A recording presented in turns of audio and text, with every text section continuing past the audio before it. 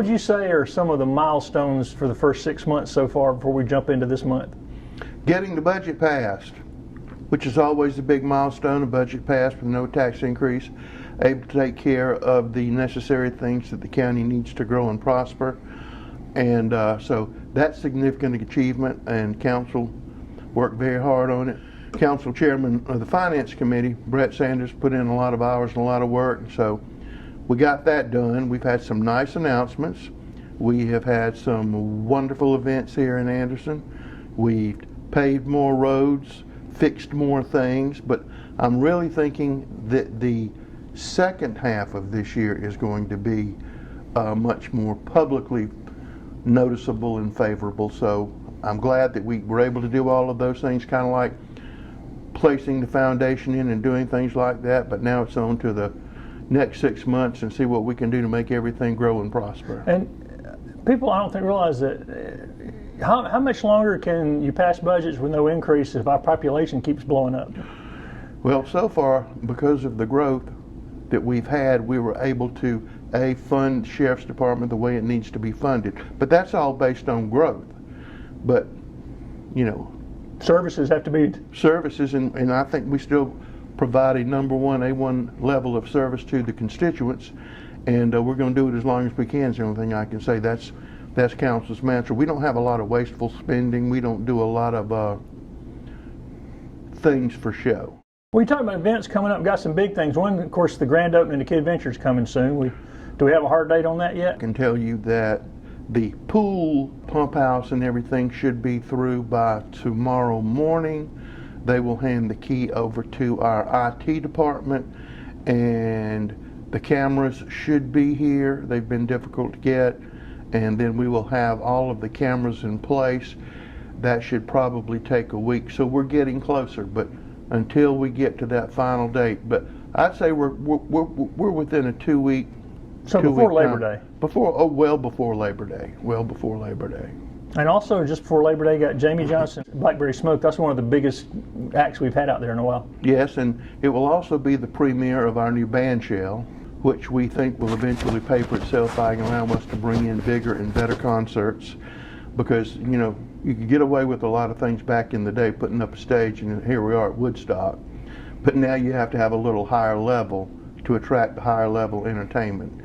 And I think the fact that we have that is helping us already, and I think it's going to help us, because right now we have that. We have Celebrate Anderson with Greg Morgan, and then we are also having a Travis Tritt and several other people. In the past, we probably had to go look for people. Now we're getting on people's radar and say, you know, I might like to come play there. When these people go on tour, a lot of times they like to tour, but they like to say, let's play Asheville tonight. A good stop would be Anderson, then we're going on to Atlanta, or we're going to Columbia. And so when you get your head out of the mud and they say, hey, we can do this, we can do this. And we've also attracted some new promoters who are interested in the Anderson area, and they appear to be well financed, so we're happy about that. The fountain, the Anderson iconic 1905 fountain, will return to the Anderson County Museum, and it will be back in action. It's been in the same place that the Hunley was restored, so it's had its salt leaching bath and every other scientific thing you can do. So hopefully it will be good for another 100 years, because this was an expensive but thorough restoration that needed to be done in order to keep it. The only thing that we don't have, we may not have by that time, we might be one cherub short. One cherub short. Requires We've had that problem in the county for a while, though. but the chair may be there in time, but if not, we're going to go ahead and do it. Do you think that I know this is just, you know, kind of vision casting, but will there ever be another fountain downtown here? Well, I certainly hope so. I certainly hope there'll be a fountain. I hope there'll be 2 fountains downtown.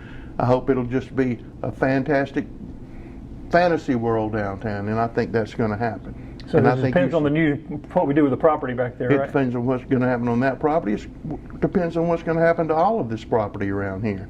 That's going to dictate it. We're starting to get development on the side streets off of Main Street, which is significant. Then you start creating districts. And so we're looking forward to that. We're looking That's for fairly new development too, isn't it? Yes, and we're looking for the synergy that those places will provide. People always say, well, we got one restaurant. You put two restaurants, you're going to get more people. Not because they're two restaurants. You got more options. The more you do, you just got to have critical mass, and that's what's happening in Anderson. It's already happened in Pendleton. You can see it wide open in Williamson. You can see the early beginnings in Piedmont, and Belton's going, and all the other towns things are starting to perk. I think we're going to have a great, vibrant county and filled with great, vibrant towns, not like a lot of other places where you go to. Thanks to Senator Mike Gambrill and Representative Jay West and Representative Greg Gagnon, we were able to get special funding in the state budget, $500,000. And so we're trying to work with the library, work with the town of Iva, and work with the school district in order to, allow the school district to consolidate all of their operations there, which would be good economically for Iva.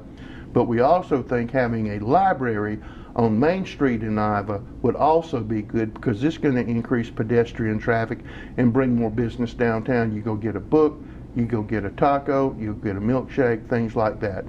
So trying to create that mass that I keep talking about. Another announcement was recent was next year's college bass championships coming to Green Pine. You remember what else is going to be at Green Pine next year? There's so many tournaments out there, I'm losing track. Well, that's coming up here in August. Right. And we just completed one of the most successful events that we've had in Anderson County. We had the state Dixie Youth Tournament out at the Civic Center, and they had the softball at Parker Bowie. On average, every hotel room, we have around 2,400 hotel rooms in Anderson County. Last week, because of those two events, the one at the Civic Center that we partnered with Belton, and the one at Parker Bowie, we were having to send people to Hartwell and Clemson to find a place to stay. And you could see them everywhere, all around town. As being a former coach and follower with my daughter, I mean, you can spot them when you see them. You know who they are. But it was wonderful to go out to the Civic Center this weekend and see people from Moncks Corner and St. George and Beaufort and all around the state of South Carolina having a big time and raving about the facility, raving about the location and the things to do. They had a great time, and now we're following up really within the next 2 weeks with the Dixie Youth World Series, and we expect to have another great crowd, but from other states and other things like that. So it's going to be great, and it's going to bring a lot more money into Anderson. If you try to go out to eat somewhere, and that tournament lasted, Friday night it started, Saturday, Sunday, Monday was the final game on Tuesday. And so it was really good. We dodged all the bad weather. Todd McCormick, Joey Lance from Belton, and the staff of the Anderson County Convention and Visitor Center Bureau did a fantastic and wonderful job making all that happen. And I'm talking about that was an economic shot in the arm. You don't get a lot of tourism dollars in the dead of summer, okay? But this did. But since last time we met, Anderson was named one of the best places to retire again. That seems to come out every year. And I think that's the third time within the space of a year that we're one of the best places to retire. And I think that's absolutely wonderful. We're also one of the best places to come here and start your career and work and stay here the whole time and retire in place. You don't have to move anywhere. So, I mean, it's all right here.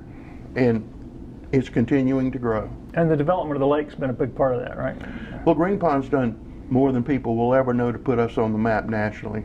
You just don't understand it until you talk to somebody, you happen to have a Green Pond shirt on or something like that, and you're way away, and they go, that's where they have Bassmasters. Or my kid was there and he fished in the high school tournament. It really helps us out with getting our name out. And you say, well, who in the heck cares you getting your name out? Well, that brings people to move into Anderson. It helps us attract businesses, it attracts industry, it helps attract bright people to Anderson University, Clemson University. I mean, so all of this we showcase this. People don't realize that they're in a really, really good spot. And you and I are lucky. We don't have to go move to some place to retire because we're already one of the 10 places to retire in the country. And you've told me before that when y'all talk to somebody from France or from Oregon, one of the top things they're looking for is quality of life and things to do. Quality of life is everything. Quality of life rules. People don't go where there's nothing to do. We need things to do. We need more things to do. We need to continue to develop our trail system. We need to continue to do that. I pray one day that we'll be able to link it to Pendleton, which therefore links it to Clemson.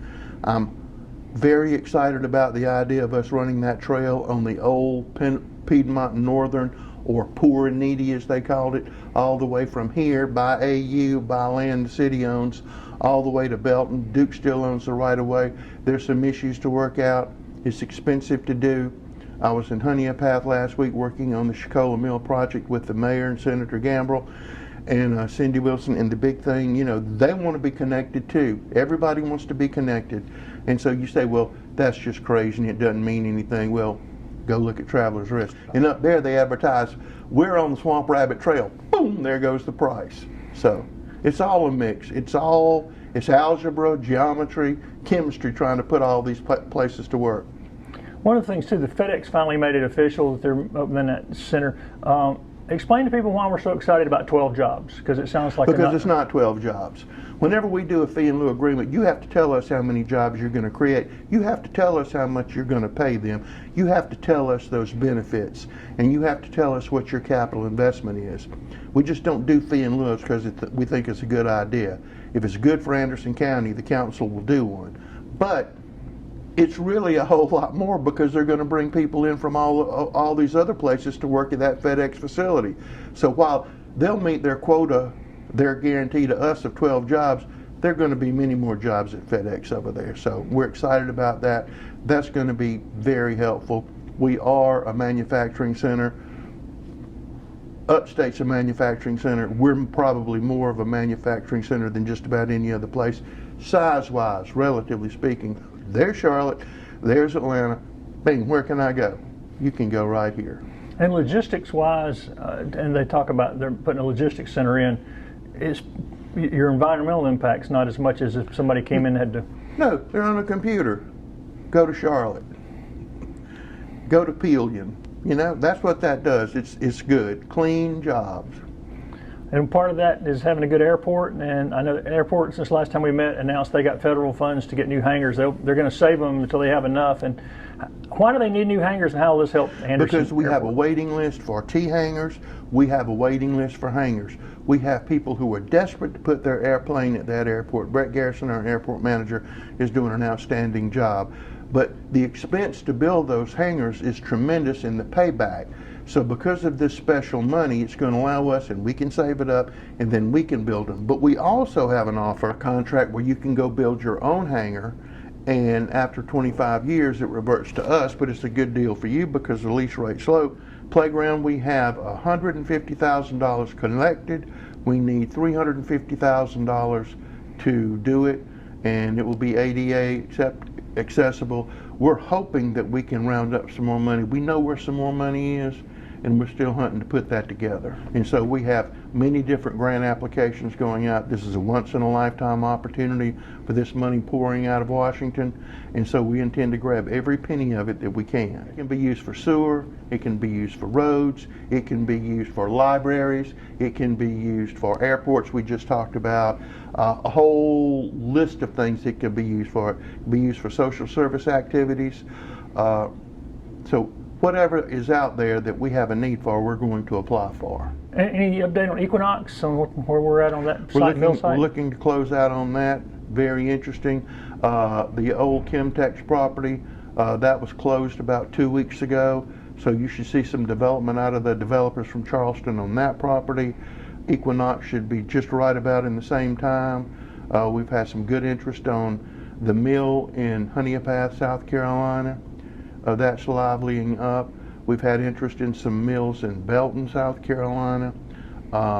Everywhere there's a mill, there's interest, and we have a lot of developers that are looking for those properties, for the tax credits and things like that. So there's unique funding for those mill sites, it's right? Unique. It's textile tax credits, abandoned property credits, and then there are also housing credits. You try to put those together, because some of those places you wouldn't touch with an 11-foot pole unless you had that incentive to do that.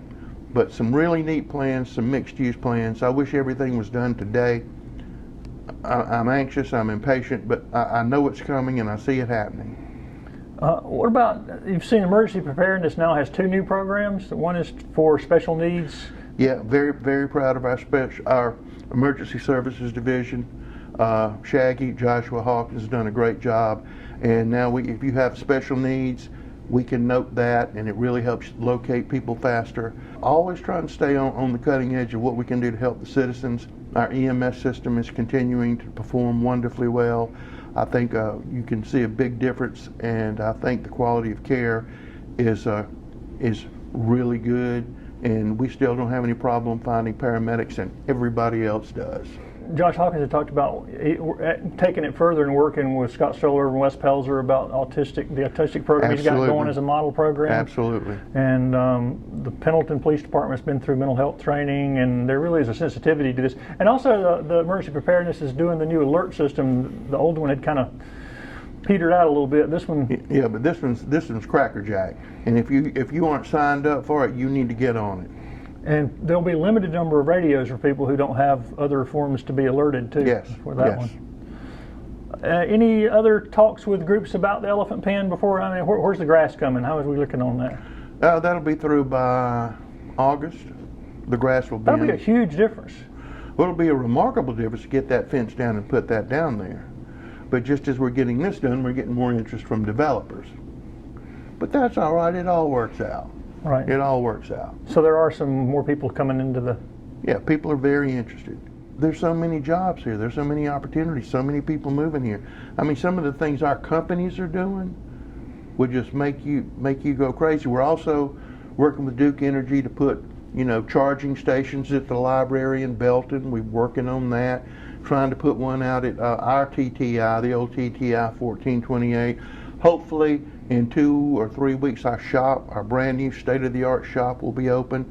We're very pleased that Tri-County Tech was able to secure funding for that old trucking place near their campus, and they're going to put an automotive service center there, and hopefully they're going to become a place where people who work on Nissans and Toyotas and everything can actually do the training here and not go to Atlanta and Charlotte. We're already talking with Tri-County Tech about apprenticeships with our fleet management group, so we can actually get some of the students, put them to work on county vehicles under supervision of our mechanics, and it's going to be a great symbiotic relationship between the two. So that's going to help them, and it's going to help us. And it's also going to be another asset in Anderson County. We've got some very exciting projects, cutting-edge projects that any place, including Silicon Valley, including any other North Carolina Triangle, any of those places would die to have. And so we're working diligently to make those things happen. Some of the things over at our incubator at 1428, the old TTI building, those people are growing. Pretty soon they're going to outgrow us, which the whole purpose was for them to get established, to outgrow us, and then go build a building here in Anderson County. So all of it's coming together. I mean, council's got 55,000 things on their plate trying to do this. But the most exciting thing tomorrow is the jail. And at 10 o'clock tomorrow, which is a public meeting, we're going to have the first meeting of the Anderson County Detention Facilities Group. And they will begin, tomorrow they will pick officers, learn the bylaws, and then their job will be to, what do you want in the jail? A jail is not a jail. It is what you make it. And I'm sure Anderson County doesn't want to build another one in 100 years. So what can you do to cut down on recidivism and the design of the jail? What can you do to help with the mental health crisis that's out of control? What can you do by building a jail that would help that? What can you do to speed up the time you spend in jail? Some people need to spend a lot of time in jail. Some people just need to, you got caught, you got punished, you need to go on, don't do this again. Do you put a courtroom out there? That's what that committee is charged with doing. And the financing for that is going to come. We've paid off debt. And so the jail will not cause a tax increase, and it's cost. It took some time to get there by paying that debt off to allow us to do this. And you're looking at $60 to $65 million to build this jail. But when it's built, It will be there, and people that work there, the detention officers who we worry about every day, are going to have a safer place to work. And always remember, 80–90% of those people out of that jail hadn't even been to trial. They're just sitting there waiting to go to trial. If it's built in 28 months, it would be a miracle. Speed of this committee. Within 5 years, though? Oh, easily within 5 years. Better be 4 years, less than 4 years. I'm hoping 3 years is on the outside. And where at? Where's it going to be? Exactly where Same the county site? jail is now. So we're not going around trying to find to put a jail in anybody's backyard.